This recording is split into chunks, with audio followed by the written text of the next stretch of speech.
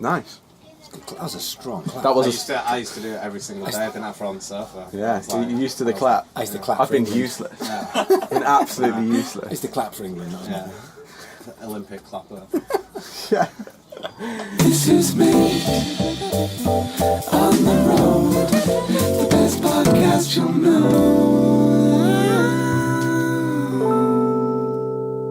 It's so good to actually finally have you here on the bus. I want to today tackle stuff that not many people ever ask you. Okay. And I want you to also be in the comfort zone of like giving the information that you do on every talk that you do, because you're great at that, and I feel like we can give some good stuff to the listeners and viewers here. But I want to first find out like where it all began with music. Okay. So I'm a bass player. Mm-hmm. So as most bass players started, it was my mate in school and a girl. So my mate basically my mate played guitar. He basically played in assemblies in school, and I was like, okay. So cool. And I went with him when his parents bought him this electric guitar, and it just like he'd always played acoustic guitar, classical kind of as kids do. And when he picked up this guitar, I remember being like, "That's the coolest thing ever." He was like the coolest guy in school. Yeah, and he was like, "Oh man, if you played guitar, we could do a band." And I was like, oh, "I never even thought of that." And then he went, "But you can't play guitar because that's kind of my gig." Yeah. So I was like, and he was like, "But if you played bass, we could do a band." And I was like, "Yeah." And then I was like, "I have no idea what that is, like at all." But I just went home and I said to my mum, I was like, "For my birthday, can I have a bass for my birthday?" Mm-hmm. And my dad tried to convince me to be a guitarist instead of a bass player. He was like, "No, like who wants to be a bass player? Everyone wants to be a guitarist."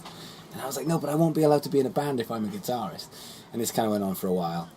And I remember my dad's friend coming in with this like 1960s Gibson black Les Paul. Of course, it meant nothing to me whatsoever At the time. Yeah, and it was this beautiful guitar which was worth thousands. And I remember looking at it and being like, "But is it a bass?" And he was like, "No, it's a guitar." My dad obviously trying to push me towards like Guitar rather than bass. Guitar, yeah. Don't be a bass player. But I was just like, "No, but I have to be in a bass. I want to be in a band." The good thing about being a bass player is you can buy a bass on a Monday and you can join a band on a Tuesday, because there's no bass players in the world. Yeah, that's so true actually. Yeah, and like, you're not going to join a funk band, but you can start playing U2 songs like literally that day. As long as you can count to 4 and you have a bass. Yeah. And you move your finger from here to here, and you're pretty much there. That's it. And I did. I just, as soon as I got it, it was the first thing. I did loads of things when I was a kid, as all kids do, just really an active kid. It was the first thing that as soon as I got it, then that was the thing. I just latched onto it, and I just wanted to do that all day, every day. That was the thing. And then when I was 15... did you make it into the band? Yeah. You did make it into the band. And I had to sing as well. That was the thing. He was like, "You're going to have to Straight sing into as the well." deep end, yeah. But at the time I was like, "Yeah, it's going to be great." And we had a drum, and we did a gig at school. We did our first concert at school. Yeah. Or was that like a Christmas It was concert I just went to the headmaster Talent of school show. and I just said, "Can we do a concert?" And he said yes, and he just went, "Look," I remember him saying, "No devil's music." Okay. And I was like... So any rock music was a no, yeah. but that's all you knew, I Well, we did Bon Jovi, Yeah. that sort of stuff. We did Bon Jovi, we did Free. We just did stuff that we could like play. But then when I was 15, I pretended I was 18 to get into a band. Okay. And the guitarist of the band, they were so desperate for a bass player, they just went fine. My mum used to have to drop me off to rehearsals. But the guitarist spent every night coming to my house, basically just teaching me how to play, because they were so desperate. They were like, "Look, let's just get this put kid time in." into you. They get a bass player, win-win. And then I just from that point, it was just playing and then playing and playing every single day. And because I was generally rubbish at pretty much everything, so bass playing was just a way I could just put all of my time and effort into doing something that I just genuinely loved. So that was your aim. So you weren't specific about like what you wanted to do in the music scene or whatever. You just wanted to be involved in some way. Yeah, and I still... And that was the obvious aim. Yeah, because I still get messages every day from people who the issues that they have stem from the pressures they've put on themselves. Because there's so much...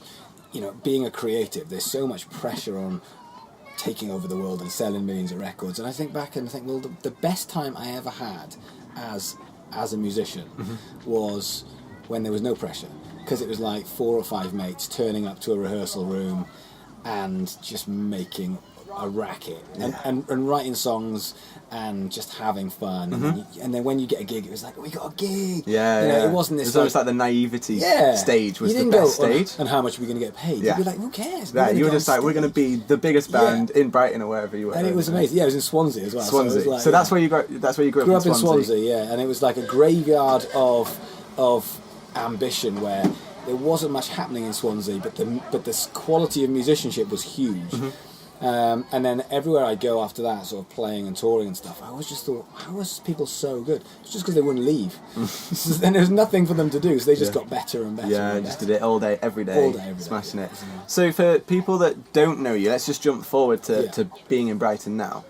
What was the transition, first of all, to coming to Brighton, and then to get into the stage where you are now? Because you still perform, right? You still play, but... Up until very recently. I mean, last year I did 135 gigs. Yeah. You know, which nearly killed me. And they were events, all over the country, that kind of thing. Everything, yeah. So because you're not performing in the same way now, and you just said that you're up until recently you don't perform. So what's made that transition into where you are now? What's changed in like the industry or in you that's made you not necessarily focus on the performing in the same way? I think it's just, I mean, when I came to Brighton, all I wanted to do, it was a very similar thing. I was never classing myself as a business person or a businessman. I just wanted to hang out with musicians. I still think that's kind of just the key to my whole life. It's just as long as I'm hanging out with cool people, I'm enjoying myself. That's the lock to that everything was you the do. bit. And so when I came to Brighton, it was because we built myself and my old business partner, a friend of mine, we built a school in Guildford called ACM, but we didn't own it. So we'd helped build it, and it got really, really big, but we didn't have any say in it, and we just thought, why not do our own school?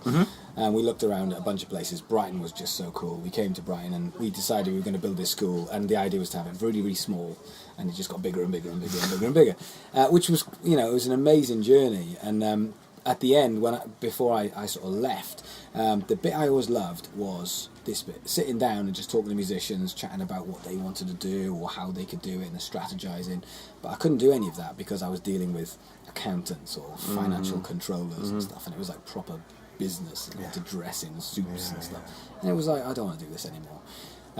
And so now, every day I basically get to hang around with musicians. And the thing with touring is, it's one of those things that if you're good at it, it gets bigger and bigger and bigger and bigger and bigger, and then it takes over your life. And it's very difficult to say no, because as soon as you do, everything starts to diminish. So as soon as a gig comes in and someone says, oh, you're amazing, do you want to do this? And you say yes, and then that grows and it grows and it grows. As soon as you start being picky and saying, I don't fancy that, I don't feel like doing this, all of a sudden I found my career would just start concertinaing upwards and downwards. So I got to a point last year where I've got 2 businesses in Brighton. The band I was playing with got 135 gigs, and I was literally 3 or 4 days a week getting in at 3 or 4 o'clock in the morning. Yeah, and there's only a certain amount of time you can... Something's got to give, and I was thinking, I'm not 20 anymore, something's got to give, and that was the thing I chose. And running businesses whilst getting in at 3 in the morning is so hard. Not the one to do. Yeah, and I've got a really good team and they're amazing, but at the same point I'm still needed to be there for certain decisions. Mine's still on it, right? So, yeah, and that's the other thing as well is, you get in at 5 o'clock in the morning and someone you'd still be needed at 9. So you can push it back till 9:30, 10 o'clock, but 3 hours sleep, you're making bad decisions. And that's the thing. And I mean, I always look at performing, especially events and things like that. It seems like good money when you get it. That moment in time, you get the money, great money. But then as soon as you stop, that's it. Yeah. So as soon as that money's gone, you're like, okay, what do I do now? Because you don't really get a career at the end of like doing events, unless you're really lucky and somebody finds you and they're like, you would then find yourself playing for an original artist or someone like that. But that's so rare because those kind of people aren't in weddings or functions. Do you know what's really amazing as well is people have this thing about you get like covers gigs or functions gigs, you get originals bands gigs which might play sort of certain levels, then you get bands that will play massive big arenas and stadiums, but the reality of what a musician is so up and down at all times that I've got this story where when I was 1920 I played Hyde Park, and it was at the time it was the biggest gig that this country had ever put on. It was 150,000 people, and I was standing on stage And Who was this for? Sorry, who were you playing? so it was basically this thing called Monsters of Rock, and we did it. So it was Alanis Morissette, it was me, it was Taylor Hawkins on drums. So it was pretty cool. Yeah. Standing on stage, and Dave Gilmour was literally 5 foot this way playing guitar. I had Eric Clapton like 5 foot this way playing guitar. Pete Townsend was standing at the side. We were playing Pinball Wizard. Pete Townsend was watching. I was like, this is like ridiculous. And Gary Glitter was there. Maybe less, I reckon. We'll leave that one. But it was just like all of these people, like, you know, just loads. Roger Daltrey was there, like just all of these massive artists. And we were doing this gig, and I was like, this is like the greatest moment of my life. We played Wonderful Tonight by Eric Clapton. I remember standing there thinking, this is like the greatest moment of my life. Yeah. 3 days later, literally fast forward 3 days later, I'm playing to a social club, and there's about 6 people all over the age of around 80. Yeah. And they're all sat there, and I'm thinking to myself, I'm looking out thinking, 3 days ago, I was literally playing the biggest gig this country ever had. So true. And I was looking, I was just thinking, can my life get any worse than it is right now? And as I thought it, this really old lady just kind of leant into, and I thought, oh, here's a request. And she went, can you turn it down? The bingo's on. Oh, and no! I was like, oh yeah, it can go worse. Yeah, it can go Yeah. worse. And that is the life of a musician. You know, one day you're playing some arena because something's happened and you've got on a really great tour. Mm-hmm. But, you know, there's not many people that can sustain that level. For sure. For a long time. Even like, you know, Sandy Beals, you know Sandy, from One Direction's band. Oh yeah. You know, 5 years of playing the biggest stadiums in the whole world with One Direction for 5 years, not a day off, just literally stadium after stadium after stadium. Mm-hmm. And then One Direction go, we're going to break up. You can't just, what do you jump into? It's the biggest session gig in the whole world. What do you jump into? Sure. You can't. And then it's like, well, what am I going to do? And he's like 25, 26, and we were chatting going, well, what's next? And at the time, he was like, I don't know. No idea. That's the scary thing. It's like it's in and out as quick as that, and I just find that is so common in like performing. Like there's so many people. So I was really lucky to support Lionel Richie not long ago. I love Lionel. And the next Saturday, I was playing all night long at a wedding, and I'm like, yeah. And then luckily, it was my last wedding. So like I say, luckily, like. If I didn't do weddings, and I'm sure you agree with this, if I didn't do events, didn't do weddings, there's so much I wouldn't know about music and the industry and performing and just how to actually do sort of the business side of it a bit more like the more formal side of things.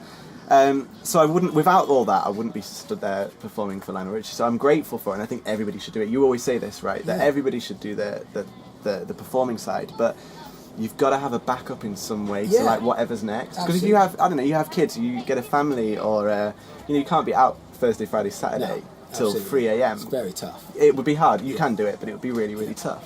And most of the musicians I meet, the guy who was on the Lionel Richie gig on bass plays for a guy called Jack Savaretti, and he does functions and he's doing world tours at the same time. Yeah. And it's like, where do you find your balance? I think you've got a great balance of that because you managed to do the business side. And, you've taken one or the other now, and it's like, I feel like you've gone the better direction because you've done it, you've been and done that, you've got to gain the musicianship skills. But yeah, if it all went wrong tomorrow, the first thing I do is go back to doing the same thing. And I performing. think, because, having done 2,000 gigs, and some of them being massive, and some of them being tiny, and some of them being brilliant, and some of them being disastrous, and most of them being Groundhog Day. But at the same point, I think people look down their nose at certain types of gigs. Yeah, I think you're right. And I think if you're a guitarist, a bass player, drummer, if you are standing on stage and just thinking, this is how I make my living, you are privileged. It doesn't matter whether you are playing someone's wedding or you are playing on Wembley Stadium. And yes, we all want to play Wembley Stadium, but there's only one Wembley Stadium in this country. Yeah. So it's not like you can do Wembley Stadium 5 times a week. For sure. So, and there are a tiny, minuscule amount of musicians, that over a small period of time can sustain that. But it always comes to an end. Unless you are the Foo Fighters or U2 or Muse, other than those people, on the whole, there's always going to be the ups and the downs. Sure. And for me, I'm just, if I can, every time I've got a guitar in my hand and I'm playing, I just see it as I'm privileged, and I never look at it as, as this is something I don't want to do, because I have been in that situation, and at the moment I just thought I don't want to do this anymore. I just went, I'll do something else. Yeah. Because you can do anything. And life's too short, man. I know it sounds like such a cliche thing to say, but so many people get stuck in a job for so long. and then they get out of it 10 years later and they go, why didn't I get out of this like earlier? And I think if you just follow whatever feels right at that moment, Absolutely. it's the better way. And that seems like what you've done, and it's paid off. And it's fun. And you still have the chance to perform as well when you want to. You've got that kind of control. Yeah, and now it's more nerve-wracking because now when Ella and I did a gig last weekend, which was like a country music festival up in Stockport, which was great. But all of a sudden, I'm playing someone else's song, so I'm not doing the same things that I'm getting again. But then all of a sudden, it's exciting because I'm not just doing the same thing, and it's back to being a proper musician because it's like now I have to go and do rehearsals, and I have to meet new musicians, and I have to try and figure out what the drummer's going to do. So there's a lot that goes behind it. It's not just turning up and then playing. it's exciting. Yeah, for sure. So where do you stand in terms of... I always have this fighting battle, right? I see performing and how good you are as being like a financial situation. So you have money, and then you make friends that have more money, and you want to be there, and it's never ending. Yeah. And I think it's the same with like learning a skill of like playing. So for me with keys, I kept getting myself down quite a lot because I would go out to a gig and see someone that was the next level of keys playing. I was like, okay, I need to be like that, but then I couldn't find the time to fit in practicing, and it was like a circle. So I found this like really nice place where I know what I'm capable of, and I'll always like push myself internally, but there will always be the next, Quincy Jones or whatever out there, Herbie Hancock, that's going to be a level that I realistically won't ever get to. Not because I can't get to that, but because I'm not that interested to get that far. So where do you stand in terms of how far you take that? Like, are you at a comfortable level with your performing that you're not fussed in sitting down and practicing for hours and hours and hours? Yeah, and I don't play. I very, very rarely play anymore. Because I don't really class myself as someone who's going to go out and do performing. My days are so crazy, but I do class myself as a creative. So now I'm noticing all the same things that you just said, but instead of in my bass playing, I'm seeing it in my creating of the videos that we make, or trying to actually, or the book, or anything that I can do to say this is my new thing. And it's exactly the same as when I was a bass player, and I wanted to be the best bass player in the whole world. And I'd sit and I'd practice and I'd practice and I'd practice. And I'm a big believer in learning. So whenever I was had a bass in my hand, it wouldn't just be practicing. I'd want to know what I was practicing, why I was practicing, and analysing it. But I think it's always about having that goal. So whether the goal is I want to play as good as someone, or whether it's I want to go and play certain types of gigs, because the other thing as well is how the opposite problem you have, where you see a certain keyboard player, you'll see Snarky Puppy or something, and you're like, oh my, how am I going to get to that level? But then what's even worse is when you turn on the TV and you see a band and the keyboard player is someone who owns a keyboard, and you're like, how did you get that gig? I'm so much better than you. So everything's relative, and it all depends on what it is that you're trying to work on. I think the biggest thing, this is horrible, but the biggest thing for me is life isn't fair. So as long as you know that, and as long as you get to that as soon as possible, to that realisation that life's not fair. Because life isn't fair, and so I just learned to appreciate.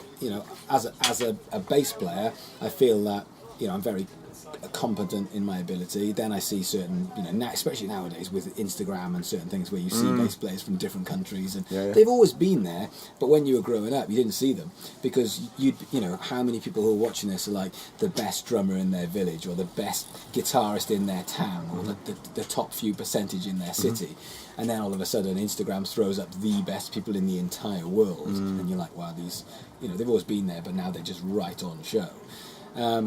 So I think it all depends on what you want, but for me it was always more about what can I go and do with bass playing and hanging out with my mates and playing and enjoying it, rather than just trying to get to another level. To that next bit.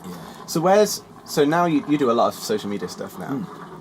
Where do you think social media stands with what you're saying? So a lot of what you were saying was about networking, and somebody that owns a piano has got an amazing gig.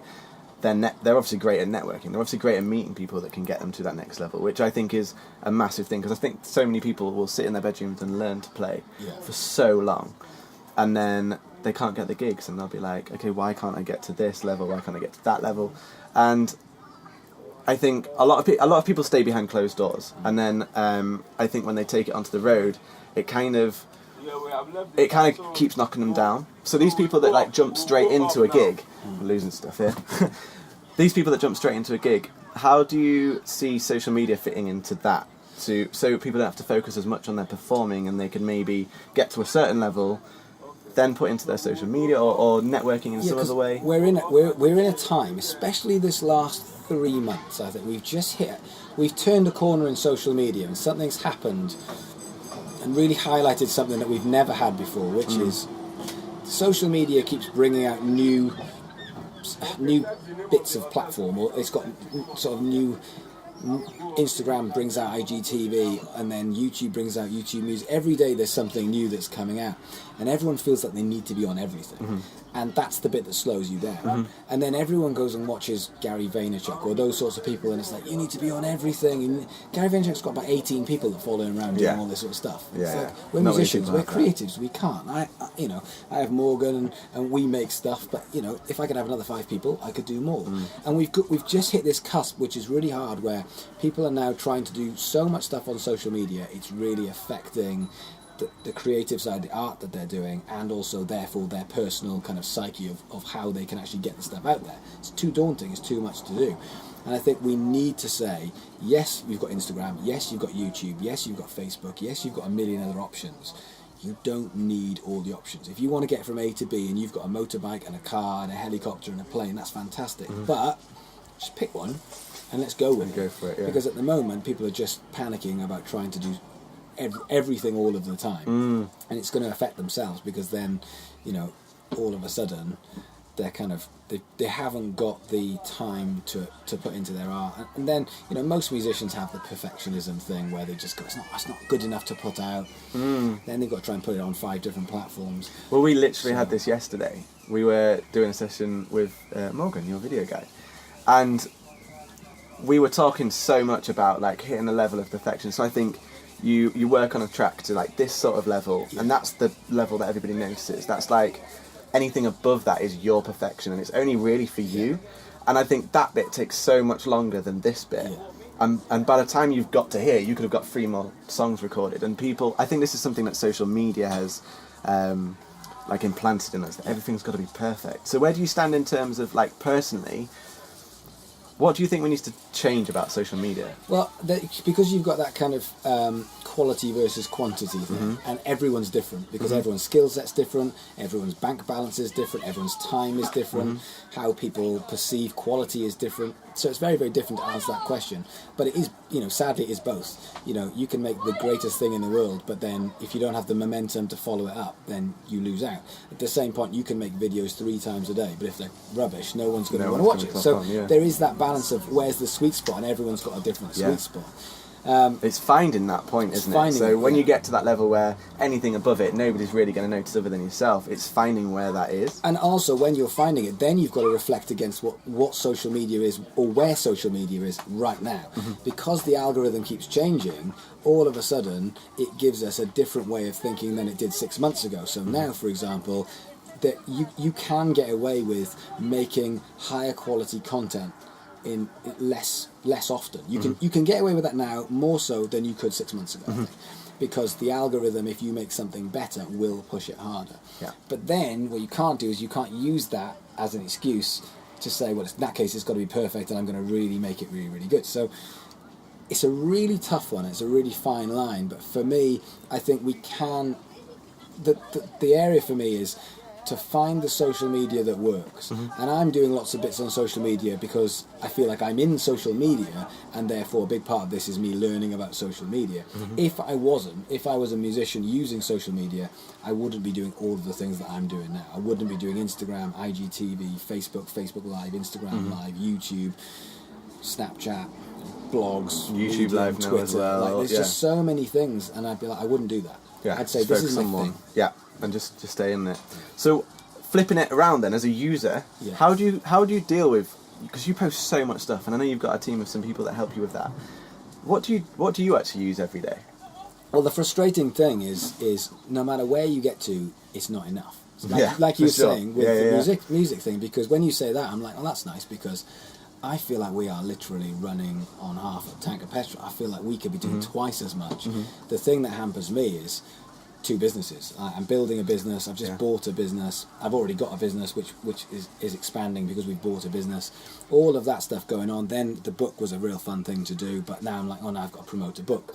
So everything is like, I'm looking at my website and I'm just thinking the website's out of date. I need a new website. Then someone just goes, well, we need to be doing e-marketing, and I'm like, oh God, I didn't even think about e-marketing. You just see it just goes on and on and on. endless. So for me, I'm in the boat where I'm looking at it going, we've got to do more. And we're having meetings all the time saying, how can I get another video out? How can I do another picture? Then my Instagram this week, and I'm like, oh, we only did one picture in 6 days. It's not enough.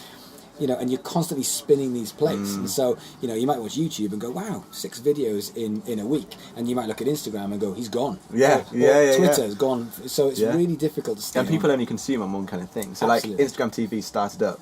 People that are loyal to YouTube are still going to watch you on YouTube. Yeah. They're not going to switch to Instagram That's right. TV. So you're either trying to create a new market, which takes up so much effort and time, or you stick to, like you say, what you know. And that's why most people's channels don't grow, is because they're spending 10% on their time on that channel. I mean, can you imagine if you were trying to build a new relationship, and the whole time you were like, we're gonna have this relationship, we're gonna be bros, totally bros. You got 20 minutes a day. You'd be like, that's not bros. No, not at all. Whereas if you just like, no, we're going to spend all day together. And we're going to do this, and we're going to go everywhere we go. We're going to do it together, and we're going to like live in the same house. Like that's a relationship which is going to force faster, and it's going to build and build and build. If I allocate you 20 minutes, then it's going to take us a long, long time to really become close. It's the same thing with social media. People go, well, I've got to do all of these social media bits and platforms, so I'm going to allocate 10 minutes to Instagram TV and 10 minutes to Twitter, and all of a sudden you go, that's fine, but you're treating your audience like that you've given them 10 minutes of the time. So therefore they're not going to appreciate you the same way as they'll appreciate Casey Neistat, who you can tell has given them a 10-hour day. Yeah. Because even though you're only seeing a 10-minute video, you can see what he's done for the entire day. So effectively, there's some gaps to fill in, but you know where he's started. So he's given you the whole day. He's given you his entire day. And so if you just turn a camera on and go, look, I've only got 5 minutes and here's me, then you're effectively allocating people 5 minutes. So it's just harder to grow doing that. Take away the businesses then. Yeah. What would be your direction if you weren't going business? Do you know my ideal goal? And this is my plan. So my plan is I wrote this book, which when the first came out... Hold on, we've got the book somewhere. We have this the book. Yeah, this is the book. Thank you. That's right. Yeah, it's for you.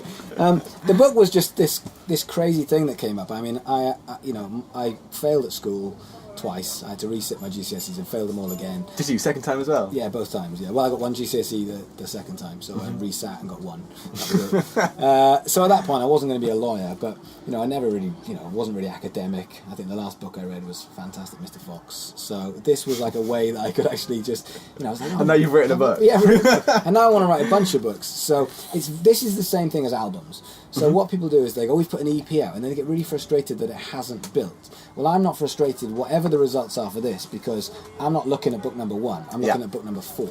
So I build book number 1 so that I can get out and I can use this to meet people and network and talk to people and give out the book, so that when number 2 comes along, people say, oh, you're that guy, the guy with the book with the offensive front. And then the third book is like, oh, I've been waiting for this one because I had book number 1 and book number 2. And then by the time book number 4 comes out, that's the time where I say, this is me now. Yeah. This is what I've been working on. Know what you're about, and that's where you're heading. Yeah, and that's where bands and businesses should be. They shouldn't be looking at the next 6 months. They should be saying, no, I'm going to make 5 of these. This is this one. I'm going to try and rinse this. I'm going to try and squeeze the lemon, but then I'm going to do it the second time and the third time and the fourth time. And at that point, that's when I'll stick my head above the parapet and see where I'm at and if it's worth carrying on. But I'm not going to put a book out and say, oh, fantastic, I outsold Harry Potter. It's just not going to happen. For sure. So, have you sent any copies of these to your old teachers? I think they're all dead, to be fair. So. I went to I went to a Bible school when I was a kid. Oh, did you? I went to a grammar school as well. They were all old. And they all said, so this is something that I really intrigued about when you were at school. When everyone sits down and they have this meeting and everybody sits and says, and the teachers go, okay, so what do you want to do for a career? Yeah. And then you tell them you want to be a musician. What happens then when they what was their response to you when you said you wanted to be a musician? I took a lot less GCSEs than most because I was a disruptive influence at school. And so I wasn't allowed to take music. Music was one of the things that one of those sort of bringing your parents into parent-teacher thing, and they just said, look, let's just get him out of music because it's not helping. Yeah. We can put time into extra French or something. So I dropped music, and I wasn't musical at the time, so I didn't really. So this was care. before the lad at Yeah. school wanted you in the band? Yeah, so I was 15 when I started playing bass on my 15th birthday, but you take your GCSEs or you take your Before options then, yeah. a year before. But I find it really interesting because how does it work now? Because now it's completely feasible to walk into your sort of career advisor's room and say, I want to be an influencer. Like, that is the thing. You know, you can walk in and say, I want That's what everyone wants to to be do. an influencer, and I want to actually build a social media following. You know, and there's no way. I mean, the way school is set up, it's set up to learn. So, but it's not set up to learn to be successful. It's just you retain information. Yeah. So I think this is what's so wrong about schools. Yeah. Because every I kid's couldn't do that. different. Yeah. Well, my brother's really dyslexic, and he really struggled with some stuff, but he's a super smart kid. Yeah. And because schools are only tailored in one kind of direction, it just makes school. I see it just. What if you're not interested? You know, what happens if Yeah. you walk in and someone says, "Oh yeah, today we're going to do biology," and I'm like, don't care. Well, this is it. I had teachers that told me all the time. You know, I said, "Oh, I want to be a musician." They were like, "Okay, that's cool. So what are you going to do to like pay your bills? What are you going to?" I mean, it's the classic What's your story. real job? What's your real job? And you know, my dad still says it's to take the mick out of me, and whatever. But yeah, he knows that I've put in and whatever, and you kind of want teachers to know that I made a career now. We're sat in a bus here doing podcasts, like traveling in the world, making cool stuff. So, what took you through school and beyond it to still feel like you could do something really cool, change, like just make an impact? A mentor. I met someone. Okay. So effectively, I just went through school. I just felt like I just needed to get through school. Failed my GCSEs. My mum sent me back to all my friends went off to college. I had to resit the year. Failed them all again. At that point, I had an affinity with bass playing and wanting to do that. Loved it. But it was only when I met Bruce, who's my old business partner, that I just recognised in his brain he had so much experience. And the thing with young musicians is they all think they know everything, as did I. And it took him to basically sit. It wasn't like a sit-down conversation. It was over a period of I worked with him for 15 years, but just sitting down, and every time he'd talk, I'd go, I never thought of it like that. And you can do that now without a personal mentor because of YouTube. There are so many people out there that speak sense and are wise, as it were, in their field. Yeah. Gary Vee's someone that we Gary both Vee's seem great. to Gary hook Vee's onto. brilliant. And there's other people that I used to hate and now I love them. But there's different people that you just go, oh, that person makes a lot of sense. Yeah. And it doesn't matter. It doesn't matter whether it's in social media or music or athletics. It's just about the way they perceive the world, which I find very interesting. So that was the bit really. If I hadn't have left Swansea to go to Guildford and I hadn't met Bruce that day, I'd be working in a factory because that's what I did. Yeah. So Before, say a bit about that story. Cause Yeah, I've heard it, but it's a really interesting story. Yeah, because basically because I had a record deal when I was a kid, and lots of people watching them, that's the dream, to have a record deal. What they don't realise is when you get a record deal, that's where it starts, not where it finishes. For sure. But for me, that's where it finished. Right, okay. So I got the record deal. It was a major label deal, and we were like, this is it. Everyone told us we were going to be the next U2. And then we got dropped off the label because nobody cared. There wasn't enough momentum. We didn't sell any records, so we just got dropped. At which point, it was just another failure. Done GCSEs, failed. Did GCSEs again, failed. I went to college to do a BTEC in Performing Arts. The band started doing well. Left that, failed that. Did the band. Then the band got dropped, failed that. So at which point I was thinking, whatever. So I'll just go and work. And it was a friend of mine who worked in a shampoo factory who just said, look, I can get you a job. Because that was all I didn't really know what to do. He was like, look, you just need money, you need to get a job. So I went to work in a shampoo factory, and my job was literally polishing shampoo bottles. So there was a dude one end of this conveyor belt who'd pick up shampoo bottles and put it on his conveyor belt, and they'd go down, and another guy on the other end who'd take them off the conveyor belt and put them in a box. And there was four people whose jobs were just polishing these bottles and putting them down, and then pick up another one and polish them and put it down. And then I remember turning to the line manager and being like, I think this would be a lot easier, quicker and easier if I just pick it up, polish it and put it in a box. And he just went, your job is not to think, your job is to polish shampoo bottles. So I lasted about 3 hours. Literally just that. That was it, 3 hours. That was it, yeah. And the whole time I was like, this is horrible. And I was looking around, and everyone who was there was 10 to 20 years older than me, if not 30 years older than me, and I could see that they're all been there for a long time, and a mate of mine had been there for 7 years, and at which point I was like, I don't know how I'm going to do it, but I'm going to figure it out, and I'm going to be a bass player. That's what I'm going to do. And that's why I hate it when people talk down about any gig at all. Open mic through to functions gig. For me, a gig is a gig. If you don't have a gig, you should have a gig. If that's what you want to be. If you want to be a musician, and if it's Wembley Stadium, brilliant. But if it's not, then do whatever's on the table. And if it's not paid, do the gig, because it'll lead to other things. And you know, it's nice when people come from privileged backgrounds and they don't have to think about that. But when your options are do the gig or go back to the factory, you take the gig every single time. And now, 20 years later, I'm still massively thankful for any gig. So that 3 hours, you'd say, gave you the motivation you still have now? 100%. Because that's the glimpse of what the alternative is for yourself. And the scary thing is the friend of mine who got me the gig in the factory is still in the factory. He's still there now? 20 years later. Wow. Doing the same job? Yeah. Well, I don't know what he does now. I don't really keep in touch. I just know he still works there. Yeah. 20 years in a factory. It's mad, isn't it? Yeah, it's horrible. So what would you say, what would you say if... I'm trying to work out then, with what you're doing now, what the next thing is for you in terms of motivation. Do you think that would be your motivation forever? Like, what's kind of next for you in terms of where you want to be heading and where you're not quite there yet? Because in my eyes and everybody else that follows you, you're doing so much stuff. Yeah. Like, I'm like, how can you squeeze any more things in? But I'm sure from your point of view, you're like, okay, this isn't good enough. This needs to be next level. I haven't even started. Yeah. I'm like, this is like, I feel like every single time we get to a new like milestone, I'm like, this will trigger this, which will trigger this, which will... And that's going to be endless, realistically. Yeah. It is going to be endless. Absolutely. And the one thing I regret is not doing what I did because I left BIM in 2010. Could have been doing this for 8 years. I would have had hundreds of thousands of followers on YouTube, and it would have all taken off. As it was only a year and a half ago that I thought this will be a good idea.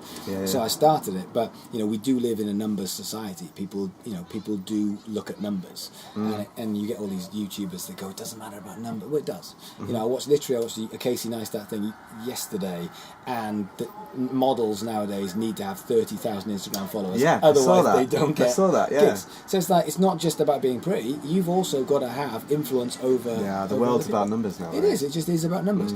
And so therefore, what I want to do is I want to put myself in a position where I'm in control. You know, my whole life is about me being in control, so therefore I can look after the people who are around me and look after my situation. What's that phrase, like selfishness is the way to be selfless or something like that? Sounds about right. Something like that. Like it. It's not quite right, but that seems like what you're talking about, because I think so many people try and give. I started a band that was, the intention was we were all going to be putting stuff in the part, and not just financially, like ideas, creativity, effort, just in general, motivation, and the idea was that we were all going to go somewhere with it, and it was going to be great, and we'd all feel that same kind of, we did this together, and it's so rare for that to happen. And actually, me wanting to give them an experience of like travelling, touring the world, doing whatever, that didn't work out. I would have been better starting a band that was my band, that they were in, and I think we would have been at a completely different level to where we were. And I think, you know, how do you find that with life? Well, in general? I'm like ridiculously competitive. I really want to help people, but at the same point, nothing is going to stand in my way. Yeah. Nobody and nothing. So is this almost sort of like innocent kind of, what was the word we were just, selfishness to it? Yeah. It's not malicious in any way. No, it's just... I want to make sure that I can do the right thing, but at the same point, if someone's in my way, they have to move. And so, you know, and that's when loyalty is fantastic. Like in a band, when a band's not working and someone's loyal to the drummer, you think, but the drummer's not being loyal to you, because if the drummer isn't pulling their weight and they aren't doing the things that you need them to do in that band, then where's the loyalty for them? For sure. And you can always get to the end of your career and blame someone else, but it's still your career. So if you get to the end and say, yeah, but it wasn't my fault because this other person, well, it's your fault. Because you didn't do something about it. And it's really harsh. It's a harsh life lesson. But my goal is, you know, in my own way, to take over the world. Like, you know, like lots of people. I want to have, you know, a business that I'm really, really proud of, that I can grow.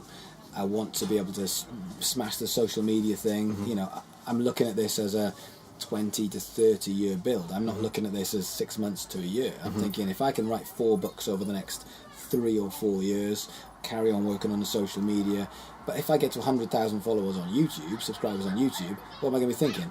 A million. Yeah, if I get to you a just million, keep going. I'm thinking 5 million. It just keeps for sure. growing and growing. For sure. But, you know, for me, it's just, I really think people need to think about the long term and not the next 5 or 6 months, because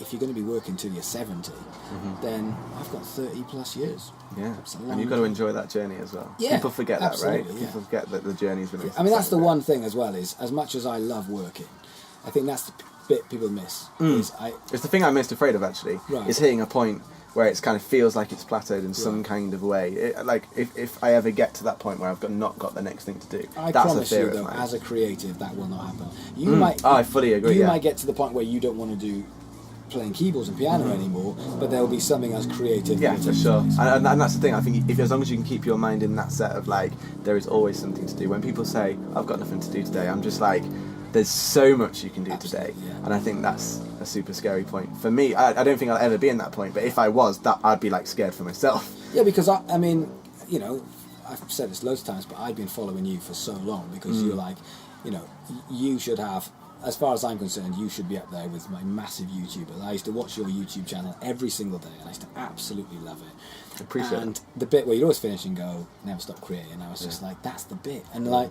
the bit they used to do was like, everything about your YouTube channel worked for me, because I was like, how hard you worked as a musician was why you had more gigs than anybody I know. Why you when you were doing your creating the vlogs, the amount of work that went into it. Yeah, And I was 4 looking at it a.m., man. thinking, this guy, man, I used to tell people, I was like, this guy, like, he's going to blow up, because, like, look at the work. People can't do this. Like, this is not a normal thing that you were doing. It's so hard. But then following your journey from, being a musician and doing vlogs and, like, to this. Yeah. And coming to fruition, like, I remember when you said Nuts, about I can't believe we're kindness, here. Yeah. And, like, now I'm in it, and I'm like, this is so cool. It's but I remember nuts, watching isn't the it? video when Yeah. you bought it, and I was like, that's going to take some work. Yeah, for sure. And I think most of my family were like, "What is he doing?" And now we're sat here Yeah. on the beach in Brighton. And this is like, when we talk about freedom, this is freedom. For sure. And I think So the thing for much me was, I was doing those vlogs every day, did them for a year, 4 a.m. every night, and then you were up at like 8 a.m. starting your next day, and it was like that. It was looking back, I'm like, how did I do it? Because I like to get back into that zone now. I think certain things have changed in my life that I don't think I could go back to that at this stage. Yeah. I'd like to at some point, but that's why we're starting the vlogs again on 3 days a week. And I think for me it was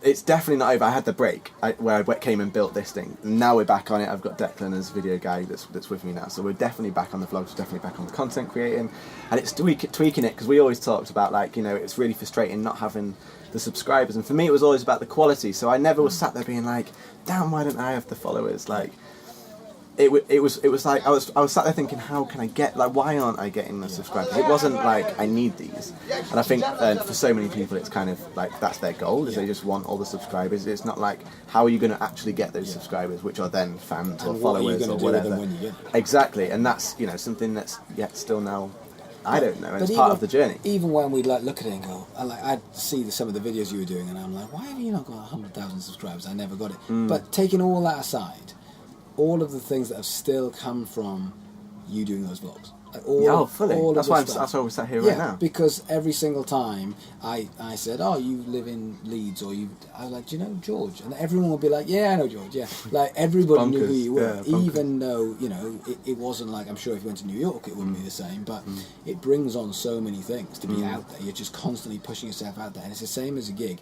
If you go out and do a covers gig 4 times a week, 3 years later, 4 nights a week, everyone knows who you are. They might not have all seen you play, they might not have gigged with you, but they all know who you are. Yeah, and that's the thing, making the name, right? Absolutely. That's the thing. So final question then, we'll round this off. Okay. You've got one way that you can change the world. Oh, cool. What would be your thing? For better, for worse, open-ended question. If I could do one thing that could change One thing that could anything change in the world. anything in the world. What would Is it it be? like a superpower? Do whatever you like. If I could implant some kind of realization of how amazing we are, not we are, but like we are, and how